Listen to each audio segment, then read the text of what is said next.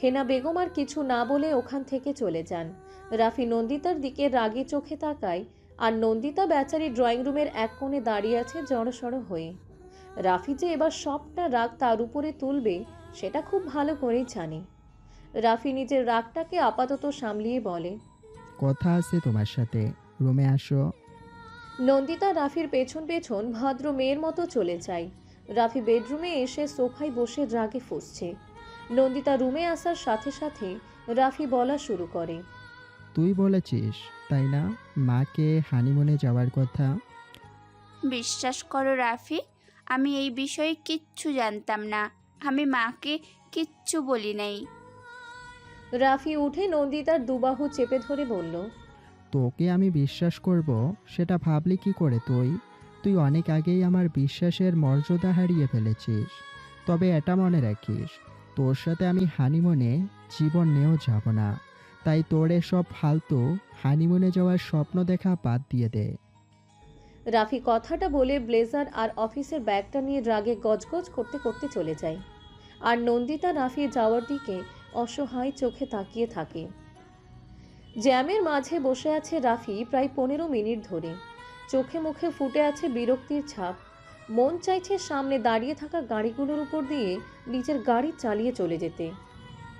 মনে মনে রাফি ইচ্ছে পোষণ করছে, যদি নিজের কাছে কোনো পাওয়ার থাকতো তাহলে খুব ভালো হতো, এভাবে রোবটের মতো বসে থাকতে হতো না।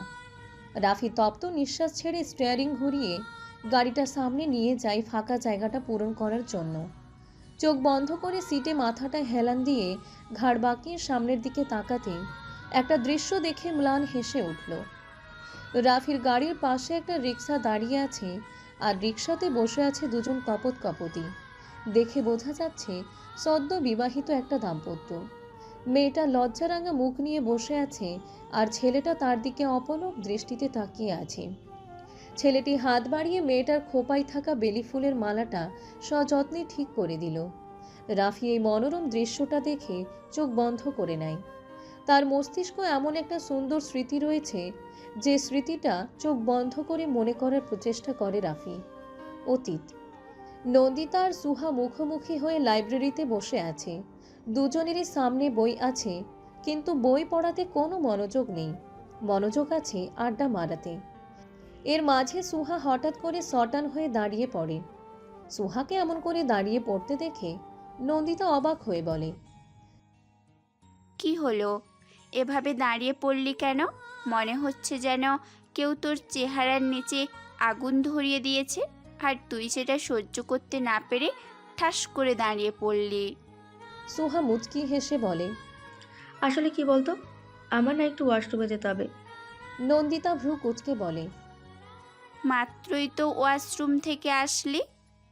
সুহা চাপা স্বরে চেঁচিয়ে বলে, এত প্রশ্ন করছিস কেন তুই? হুম, পুলিশও মনে হয় এত প্রশ্ন করে না আসামিদের, তুই যতটা করছিস। কথাটা বলে সুহা কাঁধে ব্যাগ চাপিয়ে ঢ্যাং ঢ্যাং করে লাইব্রেরি থেকে বের হয়ে যায়। নন্দিতা সুহার যাওয়ার দিকে হতভম্ব হয়ে তাকিয়ে বলে, মানেটা কি? কি এমন বললাম যে ও নিজেকে নিজেই আসামি বানিয়ে ফেললো? অদ্ভুত। বান্ধবীকে যদি দেখা শেষ হয়ে থাকে তাহলে এবার পাশ ফিরে তাকান ম্যাডাম। হঠাৎ করে পুরুষালী কণ্ঠ ভেসে আসাতে নন্দিতা পাশ ফিরে তাকাতেই চমকে যায় রাফিকে দেখে। হাস্যোজ্জ্বল চেহারা নিয়ে নন্দিতার দিকে তাকিয়ে আছে, হাতে লাল টকটকে একটা কাঠগোলাপ ফুল নিয়ে। নন্দিতা কিছুক্ষণ রাফির দিকে তাকিয়ে দেখে বুঝতে পারল সুহা কেন এভাবে চলে গেল। নন্দিতা রাফির দিক থেকে নজর সরিয়ে নিয়ে লাইব্রেরির চারপাশটা ভালো করে নজর বলিয়ে নেয়। লাইব্রেরিতে বেশি স্টুডেন্ট নেই, হাতে গোনা কয়েকজন স্টুডেন্ট হবে।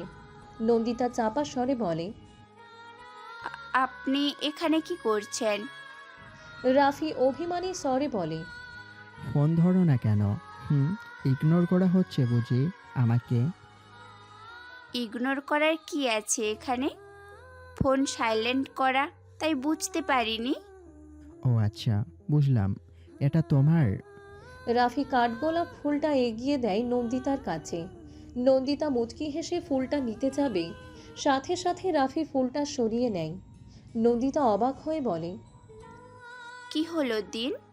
রাফি নিঃশব্দে হেসে হাত বাড়িয়ে নন্দিতার কানের সাইডে পড়ে থাকা চুলগুলো সরাতে থাকে। নন্দিতা রাফির কার্যকর্ম দেখে চোখ বড় বড় করে ফেলে। কি কি করছেন? রাফি চাপা স্বরে বলে। চুপচাপ বসে থাকো। নন্দিতা ঢোক গিলে চুপচাপ বসে থাকে। রাফি সযত্নে নন্দিতার কানে কাঠগোলাপ ফুলটা গুজে দিয়ে বলে, নাও, পারফেক্ট, আর দেখতেও খুব মিষ্টি লাগছে। নন্দিতা লাজুক হেসে মিহি গলায় বলে। Thank you. রাফি নন্দিতার লজ্জা পাওয়া দেখে ঠোঁট কামড়ে হাসে। মনে মনে দুষ্টু বুদ্ধি এঁটে গলা খাকারি দিয়ে বলে, নন্দিতা, তুমি না দেখতে খুবই মিষ্টি, সেটা কি তুমি জানো? নন্দিতা পিটপিট চোখে তাকালো রাফির দিকে। হঠাৎ করে এমনভাবে কথা বলছে কেন রাফি? নন্দিতার বিস্ময় করা চেহারা দেখে রাফি ঠোঁট বাঁকিয়ে হেসে নন্দিতার দিকে হালকা একটু ঝুঁকে ফিচেল স্বরে বলে, ইচ্ছে করছে এই মিষ্টিটাকে একেবারেই খেয়ে ফেলতে। রাফির কথা শুনে চোখ বড় বড় করে তাকালো নন্দিতা। মানে, লোকটা কী সব বলছে এগুলো? মাথাটা তা খারাপ হয়ে গেল নাকি? নন্দিতার এখন মনে হচ্ছে এখানে বেশিক্ষণ থাকা যাবে না। থাকলেই এই লোক উল্টাপাল্টা কথা বলে আরও ওকে অস্বস্তিতে ফেলে দিবে। তাই নন্দিতা উঠে দাঁড়িয়ে চলে যেতে উদ্যত হতে নিলে রাফি নন্দিতার হাত চেপে ধরে বলে, কোথায় যাচ্ছ? নন্দিতা চাপা গলায় বলে, বাইরে যাচ্ছি, আর হাতটা ছাড়ুন প্লিজ, কেউ দেখলে খারাপ ভাববে। রাফি কাঁধ নাচিয়ে বলে, সে কি ভাবলো তাতে আমার কিচ্ছু যায় আসে না। কিন্তু আমার যাই নন্দিতার কথাটা সমাপ্ত করতে পারল না, তার আগেই রাফি হ্যাচকা টান মেরে নন্দিতাকে পুনরায় চেয়ারে বসিয়ে দিল। নন্দিতা কপট রাগ দেখিয়ে বলে, কি করছেনটা কি আপনি? রাফি এবার কিছুটা রেগে বলে ওঠে, এই, তোমাকে বলেছি না আমাকে আপনি করে ডাকবে না। রাফির রাগ দেখে নন্দিতা নরম গলায় বলে, তাহলে কি বলে ডাকবো? রাফি দুই ভ্রু উঁচু করে বলে, তুমি করে বলবে। পারবো না, এটা আমার দ্বারা সম্ভব হবে না, আর আপনি আমার থেকে বয়সে অনেক বড়। রাফি হতাশ হওয়ার ভান ধরে বলে, কি, এইমাত্র কি তুমি আমাকে বুড়ো বললে নন্দিতা? নন্দিতা হতভম্ব হয়ে বলে, আমি আপনাকে কখন বুড়ো বললাম শুনি? হুম হুম। তুমি জানো আমার বয়স কত? মাত্র 25 হবে হয়তো। আর আমার বয়স এতটাও বেশি নয় যে তোমাকে আমার আপনি করে বলতে হবে। নন্দিতার মাথা ভন ভন করছে রাফির কথা শুনে। এই লোকের মাথায় নিশ্চয়ই কোনো সমস্যা আছে, না হলে এমন কথাবার্তা বলে কেন? নন্দিতা দীর্ঘ নিঃশ্বাস ছেড়ে বলে, তো আপনি চাইছেন আপনাকে তুমি করে বলি আমি? আজ্ঞে ম্যাডাম। আচ্ছা ডাকবো। এখন হাতটা ছাড়ুন, আমাকে যেতে হবে। রাফি চেঁচিয়ে বলে ওঠে, যাবে মানে? আগে তুমি করে বলে যাও আমাকে। আরে আস্তে কথা বলুন, আমি বলছি তো আপনাকে তুমি বলে। ওকে বলো, আই অ্যাম ওয়েটিং। রাফির কানে গাড়ির হর্নের আওয়াজ আসতে নিজের সম্বিত ফিরে পায়। অতীতে স্মৃতি থেকে বেরিয়ে এসে সামনের দিকে তাকিয়ে দেখে জ্যাম প্রায় ছুটে গেছে। রাফি গাড়ির স্টিয়ারিং ঘোরাতে নিবে, এমন সময় পাশে দাঁড়ানো ট্রাকের চালক বলে ওঠে, আরে ওই মিয়া, ঘুমাইয়া ঘুমাইয়া গাড়ি চালান নাকি? কখন থেকে ডাকতেছে আপনারে, কানে কি কথা ঢোয়ে না? রাফি কিছু বলতে গিয়েও কিছু বলল না। অযথা নিজের জবান নষ্ট না করাই ভালো। তাই গাড়ি চালিয়ে নিজের গন্তব্য স্থানে এসে পৌঁছায়। অফিসে ঢুকতেই রাফির পিএ বিপ্লব সাহেব এসে বলেন, স্যার, আপনার সাথে সিএম স্যার দেখা করতে এসেছেন। রাফি ভ্রু কুঁচকে বলে, এত সকালে ও হঠাৎ আমার সাথে দেখা কেন করতে আসলো? তা তো জানি না, উনি আপনার কেবিনে আপনার জন্য অপেক্ষা করছেন। আচ্ছা ঠিক আছে, আপনি যান, কাজ করুন গিয়ে। Okay sir. রাফি কেবিনের দরজা খুলে কেবিনে ঢুকে দেখে সিয়াম সোফার পায়ের উপর পা তুলে পেপার পড়ছে। রাফির আসার শব্দ শুনে সিয়াম পেপারে নজর রেখে বলে, এসেছিস? তাহলে তুই কতক্ষণ ধরে ওয়েট করছিলাম তোর। রাফি সোফায় বসতে বসতে বলে। এত সকালে আমার অফিসে কি মনে করে? সিয়াম পেপার ভাঁজ করে টেবিলের উপরে রেখে বলে। কেন, তোর সাথে কি আমি দেখা করতে আসতে পারি না? নাকি এখন তোর সাথে দেখা করতে চাইলে আগে থেকে অ্যাপয়েন্টমেন্ট করে আসতে হবে? রাফি চ জাতীয় শব্দ উচ্চারণ করে বলে। আমি এটা কখন বললাম তোকে? তুই একটু বেশি বুঝে ফেলেছিস না? ঠিক যেমন তুইও একটু বেশি বুঝিস। রাফি ভ্রু কুঁচকে বলে। আমি আবার কি বেশি বুঝে ফেললাম? সিয়াম তপ্ত নিঃশ্বাস ছেড়ে ঠান্ডা গলায় বলে। দেখ রাফি, অতীতে যা হওয়ার হয়ে গেছে, এটা নিয়ে এখন পড়ে থাকলে হবে না। ভবিষ্যৎ নিয়ে ভাব। তুই ঠিক কি বোঝাতে চাইছিস আমাকে? একটু পরিষ্কার করে বলবি? তোর আর নন্দিতার ব্যাপারটা দেখ। নন্দিতা এখন তোর বউ, তোর রেসপন্সিবিলিটি আগে যা হওয়ার হয়ে গেছে। এখন তোরা দুজনে চাইলে একটা সুন্দর সাবলীল জীবন কাটাতে পারিস। রাফি ক্ষীণ গলায় বলে। এই ব্যাপারে কিছু না বললে খুশি হব আমি, সিয়াম। তুই প্লিজ একবার ভেবে। রাফি সিয়ামকে থামিয়ে বলে। প্লিজ সিয়াম, এই বিষয়টা নিয়ে কথা না বলাটাই উত্তম। আমি চাই না তোর সাথে এসব বিষয় নিয়ে রাগারাগি করতে। আর আমার একটা ইন্টারভিউ দিতে হবে 11টায়, তাই এই বিষয় ছাড়া অন্য কোনো কথা থাকলে বলে ফেল। সিয়াম তপ্ত নিঃশ্বাস ছেড়ে বলে। এই বিষয় ছাড়া আর কোনো কথা বলার নেই আমার। দুই বন্ধু নীরব, কারোর মুখে কোনো কথা নেই। শেষমেশ সিয়াম বলে। আমি আসি রে। রাফি নিচু গলায় বলে। হুম। সিয়াম দাঁড়িয়ে বলে।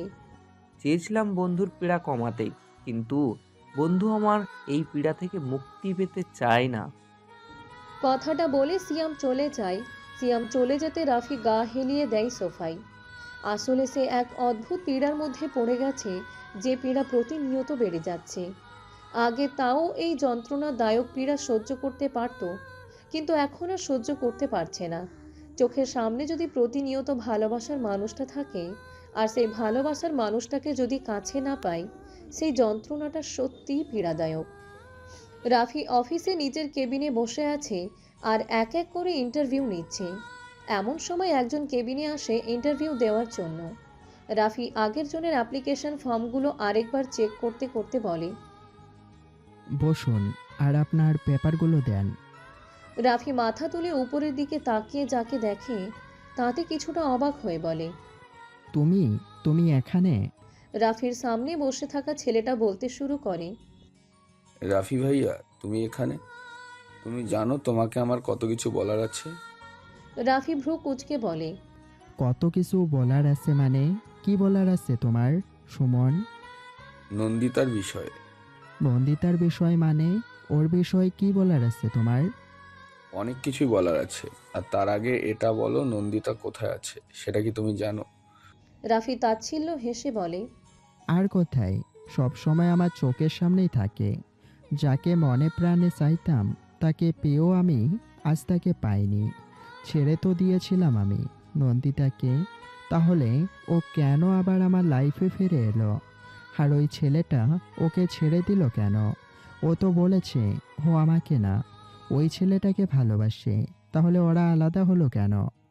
সুমন হতভম্ব হয়ে বলে। মানে নন্দিতা তোমার চোখের সামনে থাকে মানে ঠিক বুঝলাম না। আর আমি এটাও বুঝতে পারছি না, নন্দিতা তোমার লাইফে আবার এসেছে মানে ও এখন কোথায় আছে? ওর সাথে আমি অনেকবার যোগাযোগ করার চেষ্টা করেছি, কিন্তু আমি প্রত্যেকবারই ব্যর্থ হয়েছি। রাফি দীর্ঘ নিঃশ্বাস ছেড়ে বলে। ওর সাথে আমার বিয়ে হয়েছে। বাট কিভাবে? মানে কিভাবে হলো এটা? তাহলে কি তোমাদের মাঝে সব ভুল বোঝাবুঝি মিটে গেছে? তোমাকে কি সবটা সত্যি বলে দিয়েছে নন্দিতা? রাফি অবাক হয়ে বলে। সত্যি? কোন সত্যির কথা বলছো তুমি, সুমন? যে সত্যিটা জানলে হয়তো তোমার আর নন্দিতার মাঝে সব ভুল বোঝাবুঝি মিটে যাবে। যা বলার ক্লিয়ার করে বলো, সুমন। তোমার জীবন থেকে চলে যেতে বাধ্য হয়েছে নন্দিতা। বাধ্য হয়েছে মানে? কার জন্য বাধ্য হয়েছে? দিয়াই বাধ্য করেছে এমনটা করতে, কিন্তু নন্দিতার হাত পা সব দিক থেকেই বাধা ছিল, তাই ও বাধ্য হয়ে দিয়ার সব শর্ত মেনে নিয়েছে। রাফি কপালে দুশ্চিন্তা বলিরেখা ফেলে বলে। দিয়া বাধ্য করেছে মানে? দিয়া কি এমন করেছে যে ও ওর ভালোবাসাকে এভাবে বলে দিতে বাধ্য হলো? সব বলবো ভাইয়া আজকে আমি তোমাকে। তোমাকে এই কথাগুলো আমি অনেকবার বলতে চেয়েছিলাম, কিন্তু তোমার আর নন্দিতার ভয়ে বলতে পারিনি। কিন্তু আজ যখন সুযোগ পেয়েছি সব বলবো তোমাকে। হয়তো এই সত্যিটা জানার পর তোমাদের মাঝে দূরত্বটা কমে যাবে সারা জীবনের জন্য। রাফি অধৈর্য গলায় বলে। এত কথা না বলে মেইন কথায় আসো সুমন। রাফি সুমনের কথা শোনার জন্য ইন্টারভিউটা আপাতত অন্য এক কেবিনে শিফট করার অর্ডার দেয়, আর ম্যানেজার সেই ইন্টারভিউটা নিচ্ছেন। সুমন বলা শুরু করে। ওই দিন আমি হাসপাতালে যাই আমার কিছু টেস্ট করার জন্য। আর টেস্ট করে যখনই হাসপাতাল থেকে বের হতে নিব, তখনই দেখি নন্দিতা ওর বাবাকে নিয়ে হাসপাতালে এসেছে। নন্দিতার কান্না করা চেহারাটা আমার চোখের সামনে এখনো ভাসে। আমি আবারও ফিরে যাই হাসপাতালে জানার জন্য কি হয়েছিল। আর তখন নন্দিতা আমাকে দেখে আমার কাছে এসে বলে, অতীত। দেখো না সুমন, বাবার কি হয়ে গেল? একটু আগেই ভালো ছিল, হঠাৎ করেই। কথাটা বলতে বলতে ডুকরে কেঁদে উঠে নন্দিতা। সুমন নরম গলায় বলে। তুমি চিন্তা করো না, আঙ্কেল ঠিক হয়ে যাবে। ডক্টর কি বলেছে? চেক করছে বাবাকে। তুমি যদি এভাবে ভেঙে পড়ো তাহলে আন্টিকে সামলাবে কে বলো? তোমাকে শক্ত থাকতে হবে তো। গতকালকে বাবা কতটা স্ট্রং ছিল, গ্রাম থেকে আমার জন্য কত কিছু নিয়ে এসেছে একা হাতে করে। আর এখন আমার স্ট্রং বাবাটা বেডে শুয়ে যন্ত্রণা ভোগ করছে। এখানে আসারটাই বাবার একদম উচিত হয়নি। বাবা যদি আজ এখানে না আসতো আমার সাথে দেখা করতে, তাহলে হয়তো এমন কিছুই হতো না। সব দোষ আমার জন্যই বাবার আজ এই অবস্থা। তুমি শুধু কেন নিজেকে দোষারোপ করছো নন্দিতা? আর দেখো, আঙ্কেল যদি গ্রামে থাকাকালীন এই দুর্ঘটনা হতো তাহলে গ্রাম থেকে হাসপাতালে আসতে অনেকটাই সময় লেগে যেত। যা হয়েছে ভালোর জন্যই হয়েছে। এখন আল্লাহর উপর ভরসা রাখো। কিছুক্ষণ পরেই ডাক্তার বেরিয়ে আসেন কেবিন থেকে। ডাক্তারকে দেখে নন্দিতা ডাক্তারের কাছে গিয়ে বলে। বাবা কেমন আছেন স্যার? ওনার খারাপ কিছু হয়নি তো? আপনার বাবার হার্ট অ্যাটাক হয়েছে, তাই যত দ্রুত সম্ভব তাড়াতাড়ি সার্জারি করতে হবে। আর এই সার্জারি করার জন্য প্রায় 1 লাখ থেকে 2.5 লাখ টাকা তোর লাগবেই, মাস্ট। নন্দিতা কাঁপা কাঁপা গলায় বলে। কি বলছেন, এত টাকা? প্লিজ তাড়াতাড়ি টাকার ব্যবস্থা করুন, পেশেন্টের অবস্থা ভালো না। কথাটা বলে ডাক্তার চলে যান। নন্দিতা কি করবে কিছু বুঝতে পারছে না। পা দুটি ভেঙে আসছে। ধপ করে করিডোরে রাখা বেঞ্চে বসে পড়ে। এত তাড়াতাড়ি এতগুলো টাকা কোথা থেকে জোগাড় করবে সে? অন্যদিকে নন্দিতা মায়ের জমেলা বেগমের অবস্থাও খারাপ হচ্ছে স্বামীর এমন অবস্থা দেখে। তাই ওনাকে ঘুমের ইঞ্জেকশন দিয়ে ঘুম পাড়িয়ে রাখা হয়েছে, যেন বেশি টেনশন না করতে পারে। সুমন নন্দিতার পাশে দাঁড়িয়ে বলে। কি করবে এখন? রাফি ভাইয়াকে কল দাও। একমাত্র ভাইয়াই যদি পারে এই বিপদ থেকে উদ্ধার করতে।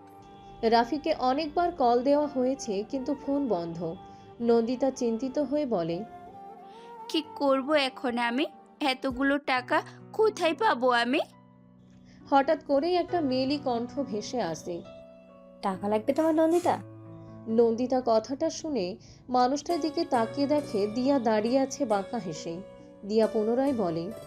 কি নন্দিতা, বাবাকে সুস্থ করতে চাও? নন্দিতা বসা থেকে উঠে বলে। তুমি?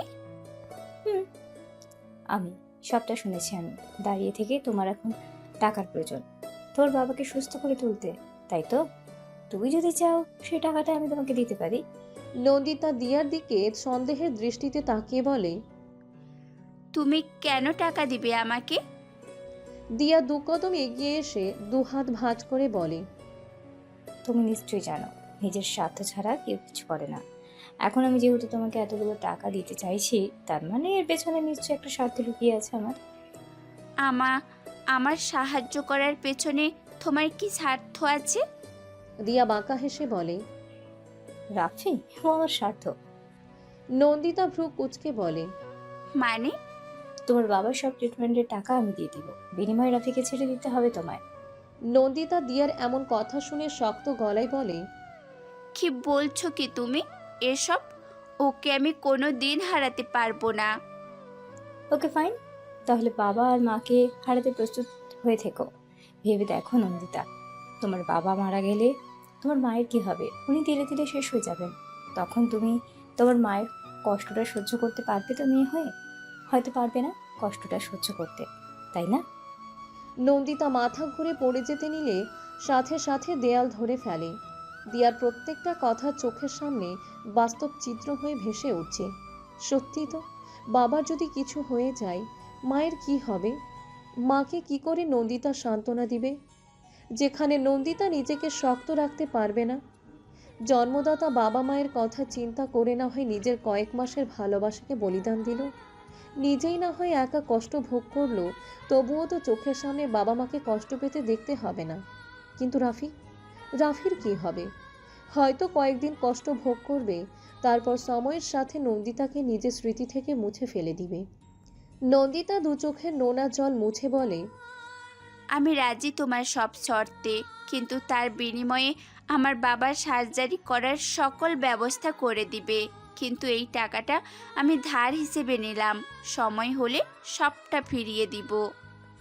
দিয়া মুচকি হেসে বলে। কাউকে দান করে দেওয়া জিনিস আমি ফেরত নেই না। নন্দিতা বড্ড অপমানিত বোধ করলো, কিন্তু নন্দিতা ও দিয়াকে এই কথার প্রেক্ষিতে কিছু বলে। আমিও আমার ভালোবাসাকে দান করলাম তোমায়। জানি না সেই ভালোবাসা আদৌ তোমাকে মেনে নিবে কিনা, কিন্তু আমি চাইবো আমার সমস্ত স্মৃতি তুমি যেন তার মস্তিষ্ক থেকে মুছে দিতে পারো। দিয়া বিরক্ত হয়ে বলে, এটা তোমাকে নিয়ে চিন্তা করতে হবে না, তুমি বরং তোমার বাবা মায়ের চিন্তা করো। সুমন বলে, নন্দিতা, তুমি যা করতে চাচ্ছ ভেবে করছো তো? নন্দিতা ঢোক গিলে বলে, মা বাবার জন্য এইটুকু যে করতে হবে আমাকে। এরপর নন্দিতা আর কিছু না ভেবে দিয়ার সব শর্তে রাজি হয়ে যায়, শুধু বাবা মায়ের জন্য, আর তার বিনিময়ে রাফিকে নিজের জীবন থেকে সরিয়ে দিতে হয়। রাফির মন থেকে নিজেকে সারা জীবনের জন্য মুছে দেওয়ার জন্য নন্দিতা খুব বাজে একটা নাটক করে বসে, যেই নাটকে নন্দিতা সফলও হয়। এর 1 মাস পরেই মজনু আহমেদ পুরোপুরিভাবে সুস্থ হতেই গ্রামে চলে যায় নন্দিতা একেবারের জন্য। এর পরের বছর নন্দিতা ভার্সিটির ভর্তি বাতিল করে গ্রামের কলেজে অনার্স ফার্স্ট ইয়ারে অ্যাডমিশন নিয়ে নেয়। নন্দিতা ছাদের কড়া রোদের মাঝে দোলনাতে বসে আছে, নজর তার দূর আকাশের দিকে। নন্দিতার এখনও মনে পড়ে সেই ভয়ঙ্কর দিনটির কথা, যে দিনটাতে রাফিকে তার জীবন থেকে সরিয়ে দিয়েছিল। মাঝে মাঝে নন্দিতার মনে হয় এমন একটা দিন না আসলেও পারত তার জীবনে। এই দিনটা এসে তার জীবনটা একেবারে তছনছ করে দিয়েছে। নন্দিতা দীর্ঘশ্বাস ছেড়ে চোখ বন্ধ করে নেয়, ভেসে উঠে সেই বিভীষিকাময় ঘটনাটা। রাফি ভাইয়াকে এখানে আসতে বললি কেন হঠাৎ? সুহার কথা শুনে নন্দিতা নিচু গলায় বলে, দরকার আছে। তাহলে আমি চলে যাই? না, তুই থাক। নন্দিতার মলিন মুখখানার দিকে নজর ফেলে বলে, কি হয়েছে নন্দিতা, তোকে এমন দেখাচ্ছে কেন? কিচ্ছু হয়নি আমার। তাহলে এমন দেখাচ্ছে কেন তোকে? কিছু তো একটা হয়েছে। নন্দিতা কপট রাগ দেখিয়ে বলে, বললাম তো কিচ্ছু হয়নি, তারপরও এক কথা বারবার জিজ্ঞেস করছিস কেন বলতো? নন্দিতার এভাবে রেগে যাওয়াতে বড্ড অবাক হয় সুহা। কিছু তো একটা হয়েছে নন্দিতার, এটা বুঝতে পারছে সুহা, কিন্তু কি হয়েছে এটা বুঝতে পারছে না। সুহা আর কথা না বলে চুপচাপ দাঁড়িয়ে আছে। কিছুক্ষণ পরেই রাফি আসে বাইকে করে। বাইকটা পাশে স্ট্যান্ড করে নন্দিতার কাছে এসে হাসি হাসি মুখ করে বলে, কি ব্যাপার ম্যাডাম, এত জরুরি তলব? আর এই 2 দিন কি এমন রাজকার্য করেছিলেন যে আমাকে একটু টাইম পর্যন্ত দিতে পারেননি? নন্দিতা কোনো কথা না বলে অসহায় মুখ করে রাফির দিকে এক নজরে তাকিয়ে আছে।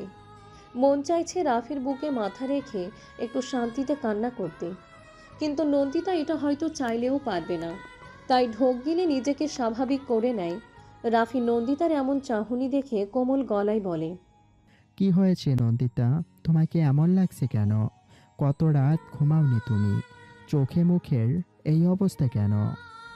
রাফি নন্দিতাকে হাত বাড়িয়ে ছুঁতে যাবে, সাথে সাথে নন্দিতা দুকদম পিছিয়ে যায়।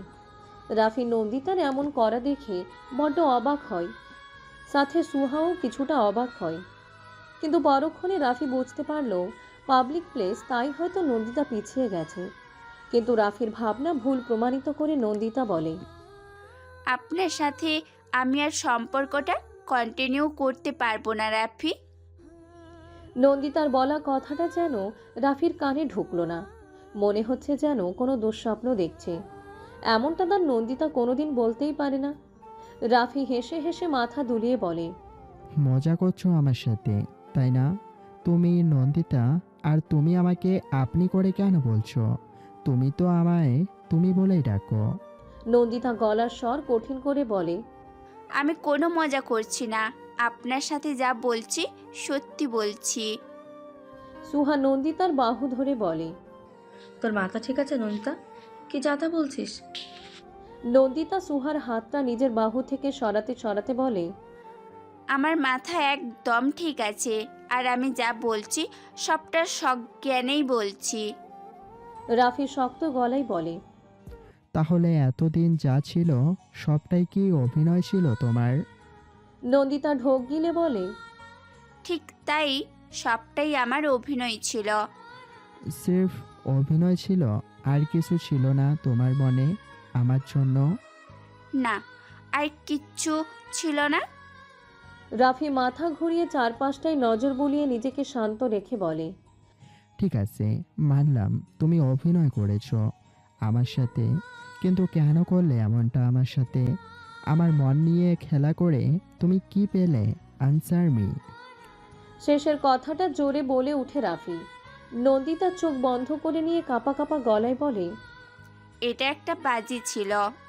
রাফি হতভম্ব হয়ে বলে, বাজি? আমার সাথে তুমি বাজি ধরে সম্পর্ক তৈরি করেছো?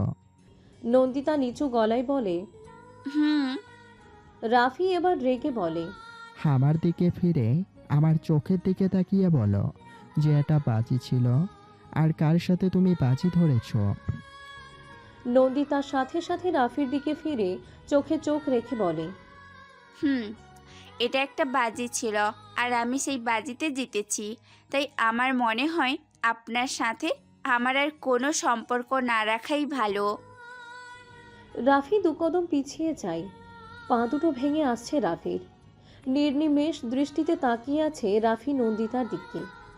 নন্দিতা রাফির দিক থেকে নজর সরিয়ে বলে, এবার বিশ্বাস হয়েছে তো আমার কথা?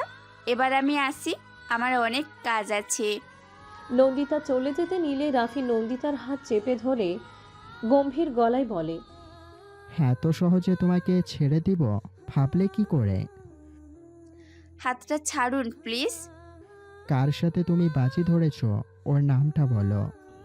কথাটা বলে আরো শক্ত করে ধরল নন্দিতার হাত। নন্দিতা কোনো কথা বলছে না, ঠোঁটে ঠোঁট চেপে রাফির দেওয়া ব্যথাটা গ্রহণ করছে। নন্দিতাকে চুপ থাকতে দেখে রাফি কণ্ঠে ক্রোধ এনে বলে, আনসার মি। নন্দিতা কিঞ্চিত কেঁপে ওঠে, কিন্তু তারপরও নিজেকে শক্ত করে বলে, হাতটা ছাড়ুন, না হলে কিন্তু আমি চিৎকার করতে বাধ্য হব। নন্দিতার কথা শুনে সাথে সাথে হাত ছেড়ে দেয় রাফি। রাফি সত্যি কিছু বলার শক্তি পাচ্ছে না। নন্দিতা তাকে এভাবে ঠকাবে কোনোদিন স্বপ্নেও ভাবতে পারেনি।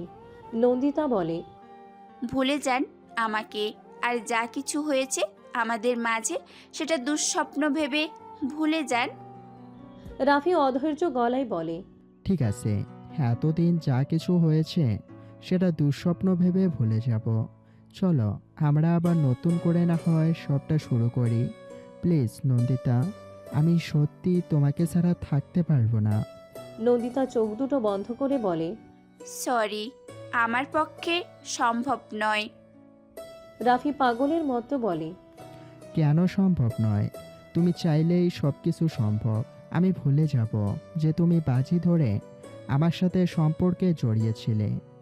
নন্দিতা এবার কি বলবে বুঝতে পারছে না, কিন্তু যে করেই হোক রাফির মন থেকে তার নামটা মুছে দিতে হবে। নন্দিতা অন্যদিকে ফিরে বলে, আমার সাথে অন্য আরেকজনের সম্পর্ক আছে, আর আমি তাকে খুব ভালোবাসি। তাই অন্য কোনো পুরুষকে ভালোবাসা আমার পক্ষে সম্ভব নয়। রাফি একের পর এক শক খাচ্ছে নন্দিতার কথা শুনে। রাফি দুর্বল গলায় বলে, কে সে? নাম কি তার? নন্দিতা নাম কি বলবে বুঝতে পারছে না। তখনই নজর পড়ে একটা পোস্টারে সোহান লেখা, আর সাথে সাথে বলে, সোহান, সোহান তার নাম। সুহা অবাক চোখে তাকিয়ে আছে নন্দিতার দিকে। বিশ্বাসই হচ্ছে না এটা যে নন্দিতা। নন্দিতা যে এত বড় মাপের খেলোয়াড় এটা আজকে বুঝতে পারলো নন্দিতার কার্যকলাপ দেখে। রাফি ধরা গলায় বলে, তুমি কি একবারের জন্য আমাকে ভালোবাসোনি নন্দিতা? না, বাসিনি। আমায় কেন ভালোবাসলে না তুমি নন্দিতা? কি ভুল ছিল আমার? এতটা পীড়া দিও না আমাকে, আমি যে সইতে পারবো না। খুব যন্ত্রণা হচ্ছে বুকের ভেতর। ভুলে যান আমাকে, এতে আদরের দুজনেরই মঙ্গল। কথাটা বলে নন্দিতা দৌড়ে চলে যায়। রাফি নন্দিতা যাওয়ার দিকে এক দৃষ্টিতে তাকিয়ে আছে। অজান্তেই দুফোঁটা নোনা জল গড়িয়ে পড়ে। ভাবি, তোমাকে মা ডাকছে। রাফার কণ্ঠ কানে ভেসে আসতে চোখ মেলে বর্তমানে ফিরে এসে রাফার দিকে তাকিয়ে নন্দিতা বলে, হুম। তোমাকে মা ডাকছে। নন্দিতা ঢোক গিলে বলে, তুমি যাও, আমি আসছি। ঠিক আছে। নন্দিতা আর কিছুক্ষণ ছাদে থেকে নিচে চলে যায়। অতীতের সব কথা শুনে নিজেকে এখন দোষারোপ করছে রাফি। যদি ওর ফোন ওই দিন বন্ধ না থাকতো তাহলে হয়তো এমন একটা দিন দেখতে হতো না। রাফি অসহায়ভাবে চেয়ারে বসে আছে। সুমন বলে, ভাইয়া, নন্দিতা ওই দিন ভেঙে পড়েছিল। ও ওর বাবা মার চিন্তা করেই এমনটা করেছে। হয়তো এর জন্য তুমিও কষ্ট পেয়েছো, কিন্তু নন্দিতার থেকে দ্বিগুণ কষ্ট পেয়েছে। কিন্তু নন্দিতা এর থেকেও দ্বিগুণ কষ্ট পেয়েছে। প্লিজ ভাইয়া, ওকে আর কষ্ট পেতে দিও না। তোমার কাছে এতটুকু চাওয়া আমার। রাফি নরম গলায় বলে, তাহলে ওই সোহান নামের ছেলেটা কে ছিল? সোহান নামক মানুষটা সম্পূর্ণ মিথ্যা বলছে। নন্দিতার জীবনে তুমি ছাড়া অন্য কোনো পুরুষ ছিলে না।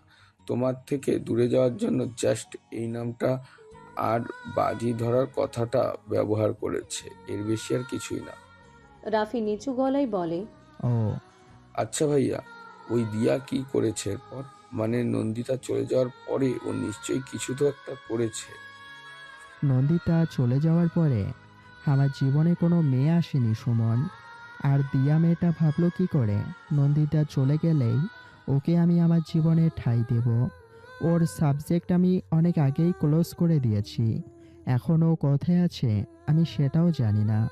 যদি কোনো দিন জানিও কোথায় আছে তাহলে এর মাসুল ওকে দিতে হবে। আমার জীবনের 5টা বছর নষ্ট করে দিয়েছে ও, এর শাস্তি তো ওকে পেতেই হবে। সুমন কিছু বলতে যাবে সাথে সাথে রাফি বলে, তুমি এখন যাও সুমন, আমাকে একটু একা থাকতে দাও। আর তোমার চাকরি নিয়ে চিন্তা করতে হবে না, চাকরিটা তোমার হয়ে যাবে। সুমন আর কিছু না বলে চলে যায়। রাফি নিজেকে শান্ত রাখার চেষ্টা করছে, কিন্তু শত চেষ্টা করেও পারছে না। রাগে দুঃখে রাফি টেবিলের উপর যা ছিল সব কিছু ছুঁড়ে ফেলে দেয় ফ্লোরে, আর জোরে চিৎকার করে বলে ওঠে। সাউন্ড প্রুফ থাকার কারণে অফিসের কেউ কিছু শুনতে পায়নি।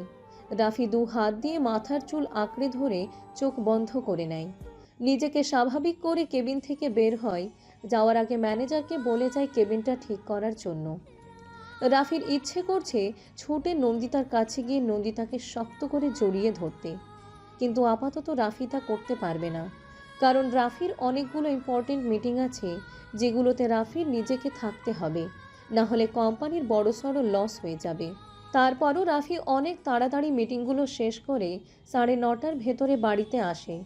তা দেখে বাড়ির লোক কিছুটা অবাক হয়, কারণ রাফি অফিস থেকে 11টা-12টার আগে আসে না। রাফি বাড়িতে এসে বলে, মা, নন্দিতা কোথায়? হেনা বেগম অবাক হওয়ার ভান ধরে বলেন, কিরের, আজকে তুই এত তাড়াতাড়ি ফিরে এলি যে? রাফি অধৈর্য হয়ে বলে, নন্দিতা কোথায় এটা আগে বলো। কোথায় আর, ঘরেই আছে। আসলে ওর নাকি মাথা ব্যথা করছে তাই।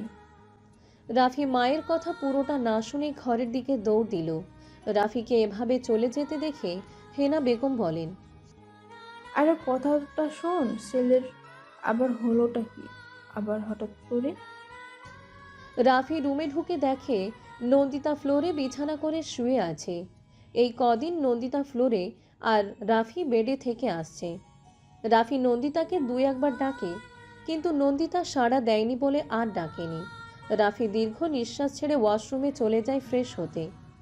নন্দিতা এখনও জেগে আছে, কিন্তু ইচ্ছে করে রাফির ডাকে সাড়া দেয়নি।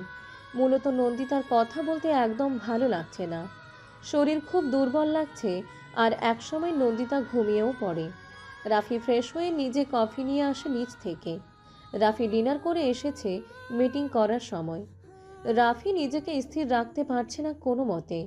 নন্দিতার কাছে যাওয়ার জন্য ছটফট করছে, তাই নিজেকে স্থির রাখার জন্য কিছু ফাইল নিয়ে বসে কাজের মাঝে নিজেকে ব্যস্ত রাখতে। রাফি একসময় কাজ করতে করতে সোফায় মাথাটা হেলান দিয়ে ঘুমিয়ে পড়ে। গভীর রাতে কারোর আর্তনাদ শুনে রাফির ঘুম ভেঙে যায়। রাফি আস্তে আস্তে চোখ খুলে তাকিয়ে বোঝার চেষ্টা করে কিসের শব্দ। রাফি নজর নন্দিতার দিকে যেতে দেখে নন্দিতা শীতে কাঁপছে। রাফি তাড়াতাড়ি করে নন্দিতার কাছে এসে বলে, নন্দিতা, কি হয়েছে তোমার? রাফি নন্দিতার গায়ে মাথায় হাত দিয়ে বলে, এ কি, ওর সারা শরীরে তো জ্বরে পুড়ে যাচ্ছে। রাফি তাড়াতাড়ি করে নন্দিতাকে কোলে তুলে বিছানায় শুইয়ে দেয় আর নন্দিতার উপর একটা ভারী কম্বল দিয়ে দেয়। রাফি কি করবে কিছু বুঝতে পারছে না। ঘড়ির দিকে তাকিয়ে দেখে রাত 2টো বাজে আর এখন বাড়ির সবাই গভীর ঘুমে আচ্ছন্ন। রাফি ফার্স্ট এইড বক্স থেকে ওষুধ নিয়ে নন্দিতার কাছে এসে বলে, নন্দিতা, একটু সাড়া দাও, তোমার ঔষধ খাওয়া দরকার। প্লিজ জান, একটু সাড়া দাও। নন্দিতা পিটপিট চোখে রাফির দিকে তাকিয়ে বলে, তুমি এসেছো রাফি? রাফি মুচকি হেসে বলে, হুম। খুব কষ্ট হচ্ছে তোমার? কোথায় কষ্ট হচ্ছে জান? নন্দিতা নিজের হাতটা বুকের বাঁ পাশে রেখে বলে, এখানে খুব কষ্ট হচ্ছে। রাফির সাথে সাথে নন্দিতার হাতের উপরে হাত রেখে বলে, সরি জান, আই এম রিয়েলি সরি। খুব কষ্ট দিয়ে ফেলেছি তোমাকে। আর কষ্ট দিব না, প্রমিস। রাফি নন্দিতাকে খুব কষ্ট করে ওষুধটা খাইয়ে দেয়। নন্দিতাকে ওষুধ খাইয়ে দেওয়ার পরও রাফি নিজেকে শান্ত রাখতে পারছে না। বারবার নন্দিতার কপালে হাত রেখে জ্বর কমেছে কিনা তা চেক করছে। একসময় রাফি ধৈর্য হারা হয়ে ওয়াশরুম থেকে মগ দিয়ে পানি নিয়ে আসে আর রুমাল ভিজিয়ে নন্দিতার কপালে জলপট্টি দেওয়া শুরু করে। রাফি চিন্তিত হয়ে বলে, এতটা জ্বর আসলো কি করে ওর? রাফি টেবিল ল্যাম্পের আলোতে স্পষ্ট দেখতে পাচ্ছে নন্দিতার গালটা এখনো হালকা লালচে হয়ে আছে। রাফি নন্দিতার গালে নিজের হাতটা রাখতেই অনুভব করে গালটা আগুনের মতো গরম হয়ে আছে নন্দিতার। সরি জান, আর আঘাত করব না তোমাকে। রাফি কথাটা বলে নন্দিতার গালে নিজের ঠোঁট ছুঁয়ে দিয়ে চলে আসার সময় চোখ থেকে নিজের অজান্তেই 2 ফোঁটা চোখের জল গড়িয়ে পড়ে। সেই নোনা জল গিয়ে পড়ে নন্দিতার চোখে। চোখের উপর জল পড়তে নন্দিতা চোখ মেলে তাকিয়ে অস্পষ্ট গলায় বলে, পানি পানি খাবো? কি হয়েছে নন্দিতা, পানি খাবে? দাঁড়াও দিচ্ছি। রাফি নন্দিতাকে আধশোয়া করে পানি খাইয়ে দিয়ে বলে, খিদে পেয়েছে, কিছু খাবে? না, খাবো না। কিছু একটা কথা রাখবে আমার? কি কথা বলো? একটু জড়িয়ে ধরবে আমাকে খুব শক্ত করে, প্লিজ? রাফির সাথে সাথে নন্দিতাকে শক্ত করে জড়িয়ে ধরে নিজের সাথে মিশিয়ে নিয়ে কোমল স্বরে বলে, খুব কষ্ট হচ্ছে জান, তাই না? হুম, কষ্ট হচ্ছে না আমার, একটুও কষ্ট হচ্ছে না। রাফি নন্দিতার মাথায় হাত বোলাতে বোলাতে বলে, ঘুমিয়ে পড়ো। জ্বরের ঘোরেও নন্দিতা কয়েকটা কথা বলে রাফির বুকে মাথা রেখে ঘুমিয়ে পড়ে। নতুন দিনের সূচনা। চারিদিকে সূর্যের সোনালি আভা ছড়িয়ে পড়েছে। পাখির কিচিরমিচির আওয়াজ শুনে নন্দিতার ঘুম ভাঙে। আধ বোঝা চোখে তাকিয়ে বোঝার চেষ্টা করে নিজের অবস্থা। যখন বুঝতে পারল নন্দিতা বেডে শুয়ে আছে, তখনই তড়িঘড়ি করে নিজের গায়ের উপরে থাকা কম্বলটা সরিয়ে শোয়া থেকে উঠে বসে মনে মনে ভাবে, বেডে বেডে কি করে আসলাম আমি? আর রাফি, ও কোথায়? কথাটা ভেবে যখন বেড থেকে নামতে নিবে এমন সময় রাফি ওয়াশরুম থেকে বের হয় চুল মুছতে মুছতে। নন্দিতা রাফির দিকে তাকিয়ে শুকনো একটা ঢোক গিলে। নন্দিতা ভেবেই নিয়েছে রাফি ওকে একটা জোরে ধমক দেবেই দেবে, কিন্তু রাফি নন্দিতার ভাবনাকে ভুল প্রমাণিত করে দিয়ে মজার ছলে বলে, কি হলো, এভাবে তাকিয়ে আছো কেন? আমার বুঝি শরম লাগে না? রাফির মুখে এমন ধরনের কথা শুনে নন্দিতার চোখের আকৃতি স্বাভাবিকের চেয়ে বড় বড় হয়ে যায়। 2-3 বার চোখের পাতা ঝাপটে আমতা আমতা করে বলে, না মানে আমি সত্যি জানি না বেডে কি করে আসলাম। আমি এক্ষুনি বেড থেকে নেমে যাচ্ছি। নন্দিতা তাড়াহুড়ো করে বেড থেকে নামতে গিয়ে মাথা ঘুরে যায় আর সাথে সাথে বেডে বসে পড়ে। রাফি দ্রুত পায়ে নন্দিতার কাছে গিয়ে নন্দিতাকে ধরে চিন্তিত হয়ে বলে, কি হয়েছে, শরীর খারাপ লাগছে? না আসলে মাথাটা হঠাৎ করে ঘুরে গেছে। ঠিক আছে, এখন আমি। রাফি কপট রাগ দেখিয়ে বলে, ঠিক নেই তুমি, তোমার চোখ মুখ বলে দিচ্ছে সেটা যে তুমি ঠিক নেই। রাফির কথা শোনার পরেও নন্দিতা জোর খাটিয়ে উঠতে চায়, কিন্তু রাফি ধমক দিয়ে বলে, উঠছো কেন? ওয়াশরুমে যাব। চলো, আমি তোমাকে নিয়ে যাচ্ছি। নন্দিতা অবাক হয়ে বলে। মানে? রাফি হুট করে নন্দিতাকে কোলে তুলে নেয়। হঠাৎ করে এমন হওয়াতে নন্দিতা হতভম্ব হয়ে তাকিয়ে আছে রাফির পানে। রাফি নন্দিতার চাহনি উপেক্ষা করে বলে, এভাবে চলো। রাফি নন্দিতাকে ওয়াশরুমে নিয়ে গিয়ে দাঁড় করিয়ে দিয়ে বলে, নাও এবার ফ্রেশ হও। নন্দিতা নির্লিপ্ত ভঙ্গিতে বলে, তোমার সামনে ফ্রেশ হব? তাতে প্রবলেম কি? নন্দিতার চোখ বড় বড় করে তাকায় রাফির দিকে। নন্দিতার তাকানো দেখে রাফি বলে, আচ্ছা ঠিক আছে, তুমি ফ্রেশ হও, আমি বাইরে আছি। কথাটা বলে রাফি ওয়াশরুম থেকে বের হয়ে আসে আর নন্দিতা ওয়াশরুমের দরজা আটকিয়ে ভাবতে থাকে। হলোটা কি? ও এমন অদ্ভুত আচরণ করছে কেন? আবার নেশা টেশা করলো নাকি? রাফির কণ্ঠ ভেসে আসে, কি হলো, তাড়াতাড়ি ফ্রেশ হও। হ্যাঁ হচ্ছি। নন্দিতা আর কিছু না ভেবে ফ্রেশ হয়ে দরজা খুলে বের হতে নিবে, তখনই দেখে রাফি দাঁড়িয়ে আছে। রাফি নন্দিতাকে দেখার সাথে সাথে নন্দিতাকে কোলে তুলে নিয়ে বেডে বসিয়ে দেয়, আর নন্দিতা ড্যাব ড্যাব করে তাকিয়ে রাফির কাণ্ডগুলো দেখছে। রাফি বলে, এখানে বসে থাকো চুপচাপ, আমি আসছি। রাফি চলে যেতেই নন্দিতা বলে ওঠে, কি হচ্ছে এসব? গতকাল সকালেও তো আমার সাথে খারাপ ব্যবহার করলো, আর আজকে এমন করছে কেন? একটু পর রাফি এক প্লেট খাবার নিয়ে এসে নন্দিতার পাশে বসে। নন্দিতা বোকার মতো বলে, এসব কি? দেখতে পাচ্ছ না কি এগুলা? কালকে রাতে তো কিছু খাওনি, তার উপর জ্বর বাঁধিয়ে বসে আছো। নাও এবার হা করো। নন্দিতা হাসি হাসি মুখ নিয়ে বলে, আমি নিজে খেতে পারবো তো? রাফি চোখ রাঙিয়ে বলে, হা করতে বলেছি তো নাকি?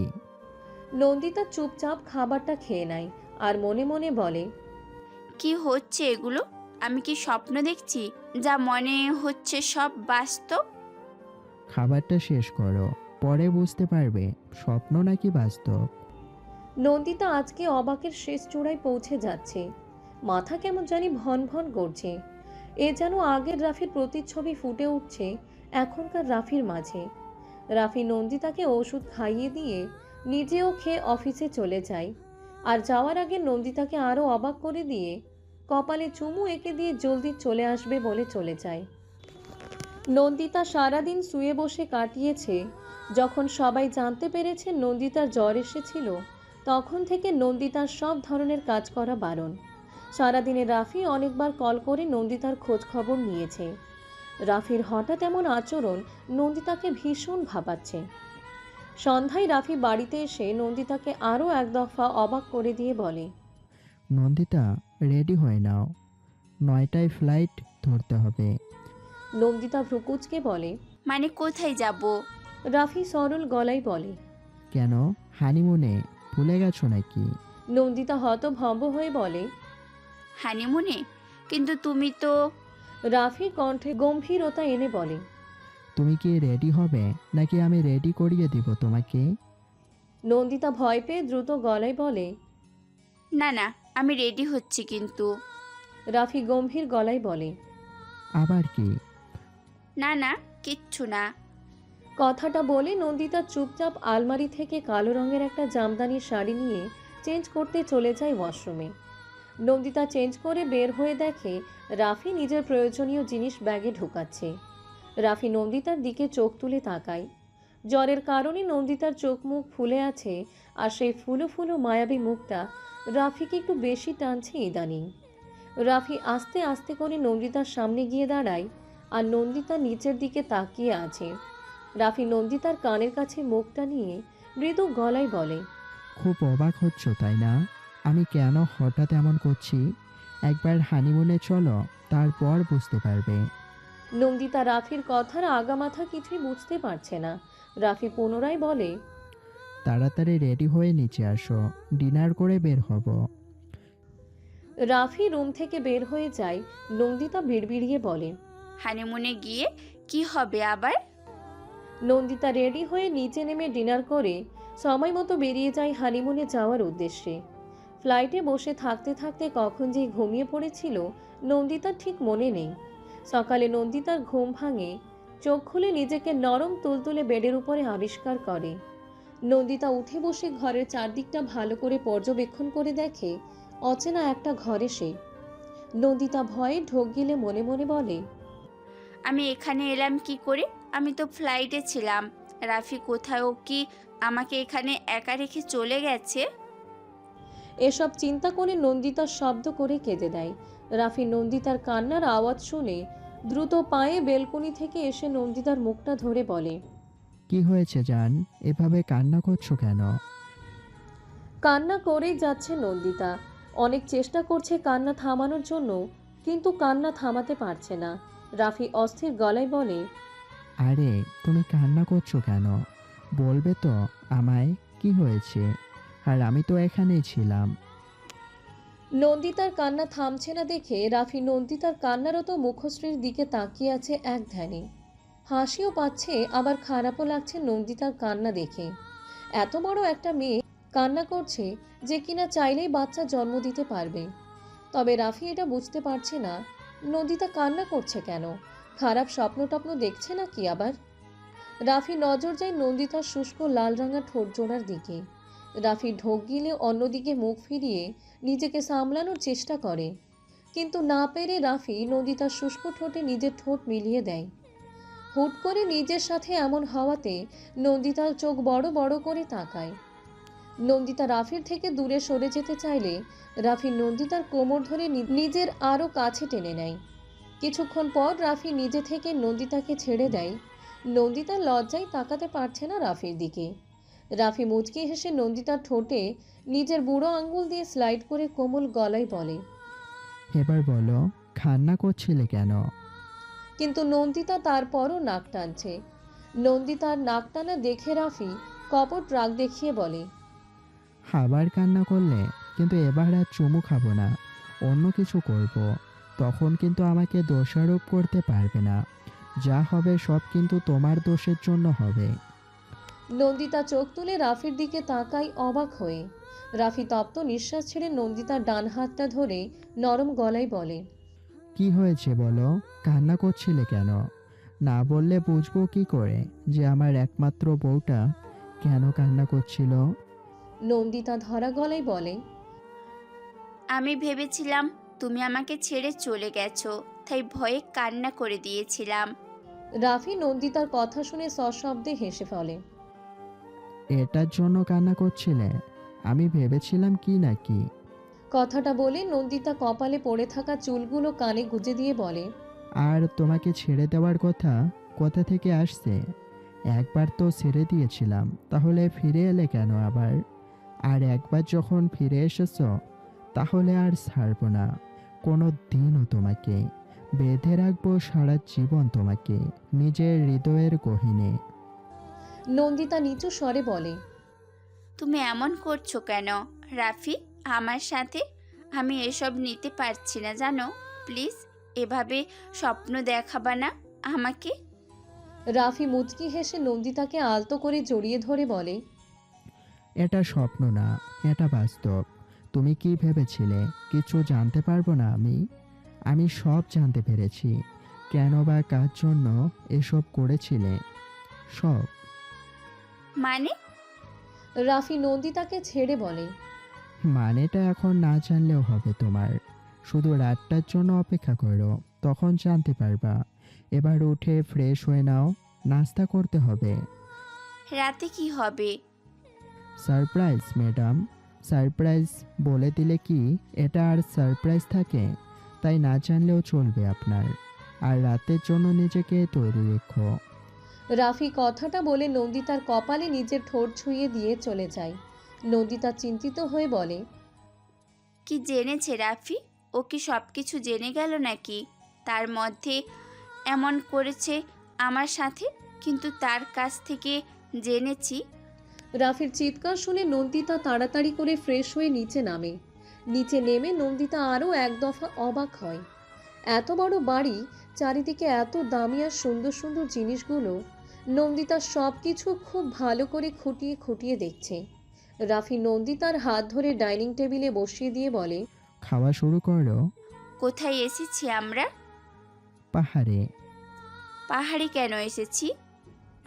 রাফি মজার ছলে বলে, কারণ তোমাকে পাহাড় থেকে টুস করে ফেলে দিব, তাই পাহাড়ে এসেছি। কি? আর একটা কথা বললে তোমাকে কিন্তু সত্যি সত্যি পাহাড় থেকে ফেলে দিব। নন্দিতা ভয় আর কিছু না বলে চুপচাপ খাওয়া শুরু করে দেয়। আর রাফি ফোনে কারোর সাথে কিছু একটা বিষয় নিয়ে কথা বলছে। নন্দিতা খাওয়া দাওয়া শেষ করে বেলকনিতে এসে দাঁড়াতে মনটা ফুরফুরে হয়ে যায় সামনে থাকা মনোরম দৃশ্যটা দেখে। বড় বড় পাহাড়, চারিদিকে সবুজে ঘেরা। পাহাড়ের উপরে সাদা মেঘের আনাগোনা দেখা যাচ্ছে, যেগুলো বাতাসের সাথে ভেসে যাচ্ছে। এর কিছুক্ষণ পরে রাফি নন্দিতাকে এসে বলে যায় সে একটা ইম্পর্টেন্ট কাজে বাইরে যাচ্ছে, ফিরতে নাকি সন্ধ্যা হবে। আর সাথে এটাও বলে গেছে নন্দিতা যেন খাওয়া দাওয়া ঠিক মতো করে নেয়। নন্দিতা আর কি করার, একা একা সারাটা দিন কাটাতে হলো। এটা নাকি তাদের হানিমুন। একা একা হানিমুন কাটাতে হচ্ছে নন্দিতাকে। সারাদিন রাফির দেখা মিলল না। হঠাৎ করেই গোধূলি বেলায় নন্দিতার রুমে 3 জন প্রবেশ করলো। তা দেখে নন্দিতা কিছুটা চমকে বলে, কারা আপনারা? ম্যাম, রাফি স্যার আমাদের পাঠিয়েছেন আপনাকে রেডি করে দেওয়ার জন্য। রেডি করাতে মানে কিসের জন্য? এটা তো জানি না, আপনাকে শুধু সাজিয়ে দিতে হবে, এটা আমাদের বলা হয়েছে। নন্দিতা মনে মনে বলে। রাফি করতে কি চাইছে? নন্দিতা আর কিছু বলে না। ওরা নন্দিতাকে সাজাতে শুরু করে। 1 ঘন্টা পর নন্দিতার সাজ কমপ্লিট হলো। কালো শাড়িতে নন্দিতাকে অসাধারণ লাগছে। ম্যাম, এবার চলুন। কোথায় যাব? আপনি চলুন, দেখতে পাবেন। নন্দিতাও ওদের কথা মতো নিচে যায়। নিচে যাওয়ার সাথে সাথে রাফির মেসেজ আসে, গাড়িতে উঠে পড়ো, আর ভয় পাওয়ার কিচ্ছু হয়নি, ওদেরকে আমি পাঠিয়েছি। নন্দিতা মেসেজটা পড়ে গাড়িতে উঠে বসে। প্রায় আধ ঘন্টা পর গাড়ি থামে তার নিজের গন্তব্য স্থানে। নন্দিতা গাড়ি থেকে নেমে ভীষণ অবাক হয় রিসোর্টটা দেখে। রিসোর্টের চারিদিকে ছোট ছোট বাহারি রঙের লাইট জ্বলছে। নন্দিতার ফোনে আবারও মেসেজ আসে, গেট খুলে ভিতরে আসো। নন্দিতা রাফির কথা মতো ভেতরে প্রবেশ করে। আবার রাফি মেসেজ করে, এবার সিঁড়ি বেয়ে সোজা ছাদে আসো। নন্দিতা মেসেজটা পড়ে চারিপাশে তাকিয়ে রাফিকে খোঁজার চেষ্টা করে, কিন্তু রাফির কোনো চিহ্ন দেখতে পায় না। আবার নন্দিতার ফোনে মেসেজ আসার শব্দ হয়, কি হলো, দাঁড়িয়ে আছো কেন? জলদি আসো, অপেক্ষায় আছি তোমার। নন্দিতা রাফির পাঠানো মেসেজ পড়ে মুচকি হেসে এক পা করে ভেতরে এগিয়ে যায়। যত এগিয়ে যাচ্ছে নন্দিতা ছাদের দিকে, তত হার্টবিটের গতি বেড়ে যাচ্ছে। এমনটা কেন হচ্ছে তা নন্দিতা বুঝতে পারছে না। ছাদের দরজার কাছে এসে নন্দিতা জোরে নিঃশ্বাস ছেড়ে নিজেকে শান্ত করে দরজা খুলে ছাদে প্রবেশ করে তো পুরাই শকড। চারিদিকে লাইটিং করা, ছাদের মেঝে জুড়ে হার্ট শেপের লাল বেলুন, ছাদের ঠিক মাঝ বরাবর একটা টেবিল আর 2টা চেয়ার রাখা। হঠাৎ করেই নন্দিতার উপরে গোলাপ ফুলের পাপড়ি পড়তে থাকে। তাতে তো নন্দিতা মহা খুশি। আর দুহাত মেলে ঘুরতে থাকে। এক পর্যায়ে ঘুরতে ঘুরতে রাফিকে নিজের সামনে দাঁড়িয়ে থাকতে দেখে নন্দিতা থেমে যায়। ছাদের রেলিংয়ের সাথে হেলান দিয়ে দুই হাত বুকে গুজে রাফি নন্দিতার দিকে একমনে তাকিয়ে আছে আর মিটিমিটি হাসছে। নন্দিতা রাফিকে দেখে ভড়কে যায়, কারণ রাফি তো এতক্ষণ এখানে ছিল না। হঠাৎ করে উদয় হলো কোথা থেকে।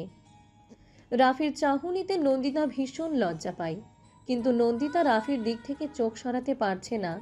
রাফিও আজ কালো পড়েছে, কালোতে রাফিকে একটু বেশি হ্যান্ডসাম লাগছে, কিন্তু নন্দিতা তো লজ্জায় তাকাতেই পারছে না, তাই নিচের দিকে তাকিয়ে আছে। রাফি কিছুক্ষণ নন্দিতার দিকে তাকিয়ে থেকে হুট করে এক পা করে নন্দিতার দিকে এগিয়ে আসে। রাফি নন্দিতার কাছে যত এগিয়ে আসছে তত হার্টবিটের গতি বেড়ে আসছে। রাফি নন্দিতার কাছে এসে দাঁড়ায়, কিন্তু তখনও নন্দিতা নিচের দিকে তাকিয়ে আছে। রাফির কোনো সাড়া শব্দ না পেয়ে নন্দিতাই মুখ তুলে উপরে রাফির দিকে তাকায়। কেমন ঘোর লাগা চোখে তাকিয়ে আছে রাফি নন্দিতার দিকে। নন্দিতা পুনরায় মুখটা নিচের দিকে করতে রাফি ফিচেল স্বরে বলে, প্লিজ নন্দিতা, এভাবে নিচের দিকে তাকিয়ে থেকো না, আমার দিকে তাকাও। নন্দিতা নিচের দিকে তাকিয়ে বলে, আমরা এখানে কেন এসেছি? রাফি নন্দিতার দিকে কিছুটা ঝুঁকে নন্দিতার কানের কাছে মুখটা নিয়ে ফিসফিস করে বলে, হানিমুন করতে। কেন তুমি জানো না? জানো, আজকে না তোমাকে অনেক আকর্ষণীয় লাগছে কালো শাড়িতে। নন্দিতা ঘাড় বাঁকিয়ে রাফির দিকে ফিরে তাকায়। নন্দিতার গায়ের শাড়িটা কিছুটা পাতলা হওয়ার কারণে নন্দিতার সাদা পেটটা দেখা যাচ্ছে সুস্পষ্টভাবে। রাফি সহসা নন্দিতার কোমরে হাত রেখে নিজের সাথে মিশিয়ে নেয়। নন্দিতা তো আজকে বারবার শকড হচ্ছে রাফির কাণ্ডে। রাফি আবারও ফিসফিসিয়ে বলে, কি ভেবেছ আমি কিছু জানতে পারবো না? আমি সবটা জানতে পেরে গেছি। সুমন সব কিছু বলেছে আমায়। নন্দিতা নির্লিপ্ত ভঙ্গিতে বলে, সুমন? সুমন যা যা হয়েছে সব বলেছে ও আমায়। ওই দিন যদি আমার ফোনটা বন্ধ না থাকতো তাহলে না তোমাকে কষ্ট পেতে হতো না আমাকে। আচ্ছা, আমি খুব কষ্ট দিয়ে ফেলেছি তোমাকে, তাই না? বিশ্বাস করো, আমি তোমাকে কষ্ট দিতে চাইনি, কিন্তু তোমার করা অবহেলাগুলো খুব কষ্ট দিত আমাকে। আচ্ছা, আমাকে কি ক্ষমা করা যায় না? আমার ভেতরটা না ছারখার হয়ে যাচ্ছে এই ভালোবাসা নামক যন্ত্রণার কাছে। নন্দিতা কিছু বলে না। নন্দিতার চোখ বেয়ে পানি গড়িয়ে পড়ছে। রাফি বুঝতে পারে নন্দিতা কান্না করছে। নন্দিতার কোমর ছেড়ে নন্দিতার চোখের পানিটা মুছে দিয়ে বলে, একদম কান্না করবে না তুমি। সরি, আমি জানি তোমাকে অনেক কষ্ট দিয়েছি, কিন্তু আমি যে তখন নিরুপায় ছিলাম, তাই মা বাবার ভালোর জন্য নিজের ভালোবাসাকে কোরবানি দিতে হলো। কিন্তু দেখো ভাগ্যের কি লীলা, সেই ভালোবাসা আবারও ফিরে এলো আমার কাছে। রাফি নন্দিতার চোখের পানিটা মুছে দিয়ে বলে, হয়েছে তোমার কান্না, এবার চলো ডিনার করি। রাফি আর নন্দিতা ডিনার করে ছাদের এক কোণে বসে আছে। রাফি নন্দিতাকে পেছন থেকে শক্ত করে জড়িয়ে ধরে নন্দিতার চুলের ঘ্রাণ নিতে ব্যস্ত। হঠাৎ করে নন্দিতা বলে ওঠে, দিয়া কোথায় আছে এখন? রাফি নন্দিতার কথায় বিরক্ত হয়ে বলে, জানি না, আর ওর কথা শুনতেও চাই না আমি, তাই ওর কথা শুনতে চাই না আমাদের মাঝে। নন্দিতা পেছন ফিরে বলে, কিন্তু রাফি নন্দিতার ওষ্ঠদ্বয়ের উপরে তর্জনী রেখে বলে, কোনো কিন্তু না, চুপচাপ থাকো। নন্দিতা আর কথা বাড়ায় না। অনেক রাত পর্যন্ত রাফি আর নন্দিতা এভাবে বসে রইল। কিন্তু হঠাৎ করে রাফি নন্দিতাকে কোলে তুলে নিয়ে ছাদের চিলেকোঠার ঘরটার দিকে হাঁটা ধরে। আকস্মিক ঘটনায় মৃদু চিৎকার করে নন্দিতা রাফির গলা ঝাপটে ধরে। ভয়ে ভয়ে নন্দিতা রাফির পানে তাকালো। রাফির চোখে মুখে অন্য কিছুর আভাস পাচ্ছে নন্দিতা, যেটা মেয়ে হয়ে ঠিকই বুঝতে পারছে। রাফি নন্দিতাকে কোলে করে এনে চিলেকোঠার ঘরটাতে নামায়। নন্দিতা ঘরের চারদিকটা দেখে অবাক হয়। চারিদিকে লাল গোলাপ, বেলি ফুল আরও নামনা জানা ফুল দিয়ে সাজানো সারা ঘরটা। ছোট ছোট মোমবাতির আলোতে ঘরটা আলোকিত হয়ে আছে। রাফি দরজাটা শব্দ করে লাগিয়ে দেয়। দরজা লাগানো শব্দ শুনে ঈষৎ কেঁপে ওঠে। রাফি নন্দিতাকে আলতো হাতে পেছন থেকে জড়িয়ে ধরে বলে, কেমন হয়েছে ঘর সাজানোটা? নন্দিতা নিচু গলায় বলে। সুন্দর হয়েছে। রাফি নন্দিতাকে নিজের দিকে ঘুরায়। নন্দিতা মাথাটা নুইয়ে রেখেছে। রাফি দু হাত দ্বারা নন্দিতার মুখ আবদ্ধ করে মুখ উপরে তুলে নন্দিতার কপালে গভীরভাবে ভালোবাসার পরশ এঁকে দেয়। নন্দিতা রাফি ভালোবাসার পরশটা চোখ বন্ধ করে অনুভব করে। রাফি নন্দিতার বন্ধ করে রাখা চোখে চুমু দিয়ে নন্দিতার কানের কাছে মুখটা নিয়ে ফিসফিসিয়ে বলে, আজকে যদি তোমাকে নিজের করে পেতে চাই তাহলে কি তুমি বাধা দিবে নন্দিতা? আমি না নিজেকে অনেক কষ্টে কন্ট্রোল করে রেখেছি প্রতিনিয়ত, কিন্তু এখন মনে হচ্ছে আর পারবো না। সত্যি বলছি, যদি আজকে বাধা দাও তাহলে সত্যি আমি পাগল হয়ে যাব। তাই প্লিজ বাধা দিও না। খুব ভালোবাসতে ইচ্ছে করছে তোমাকে, একেবারেই গভীরভাবে। যে ভালোবাসার গভীরতা মাপা যায় না, শুধু অনুভব করা যায়।